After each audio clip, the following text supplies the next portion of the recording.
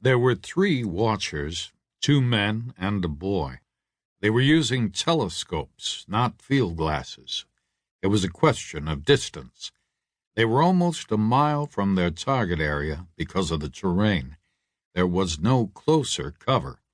It was low, undulating country, burned khaki by the sun, grass and rock and sandy soil alike.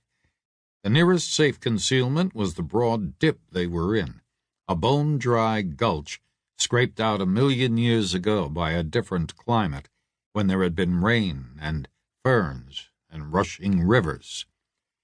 The men lay prone in the dust with the early heat on their backs, their telescopes at their eyes. The boy scuttled around on his knees, fetching water from the cooler, watching for waking rattlesnakes, logging comments in a notebook. They had arrived before first light in a dusty pickup truck, the long way around, across the empty land from the west. They had thrown a dirty tarpaulin over the truck and held it down with rocks. They had eased forward to the rim of the dip and settled in, raising their telescopes as the low morning sun dawned to the east behind the red house almost a mile away. This was Friday, their 5th consecutive morning, and they were low on conversation. "Time?" one of the men asked. His voice was nasal, the effect of keeping one eye open and the other eye shut. The boy checked his watch. 6:50? He answered. "Any moment now," the man with the telescope said. The boy opened his book and prepared to make the same notes he had made 4 times before. "Kitchen light on," the man said. The boy wrote it down. 6:50, kitchen light on. The kitchen faced them, looking west, away from the morning sun, so it stayed dark even after dawn. "On her own?" the boy asked. "Same as always," the second man said, squinting. Maid prepares breakfast, the boy wrote. Target still in bed. The sun rose, inch by inch. It jacked itself higher into the sky and pulled the shadows shorter and shorter. The red house had a tall chimney coming out of the kitchen wing like the finger on a sundial. The shadow it made swung and shortened, and the heat on the watcher's shoulders built higher. 7 o'clock in the morning, and it was already hot. By 8, it would be burning.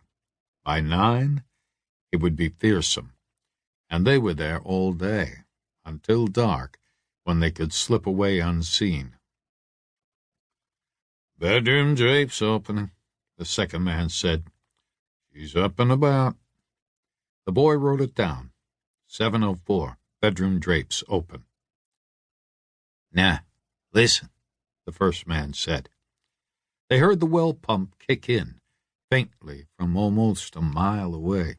A quiet, mechanical click, and then a steady, low drone. "She's showering," the man said. The boy wrote it down. 7:06, target starts to shower.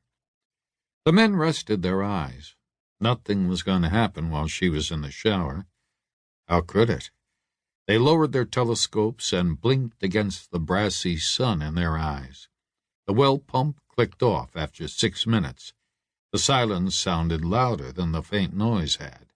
The boy wrote, 7:12, target out of shower. The men raised their telescopes again. "She's dressing, I guess," the first man said. The boy giggled. "Can you see her naked?" The second man was triangulated 20 feet to the south. He had the better view of the back of the house, where her bedroom window was. "You're disgusting," he said. "You know that?" The boy wrote, 7:15, probably dressing. Then, 7:20, probably downstairs, probably eating breakfast. "She'll go back up, brush her teeth," he said. The man on the left shifted on his elbows. "For sure," he said.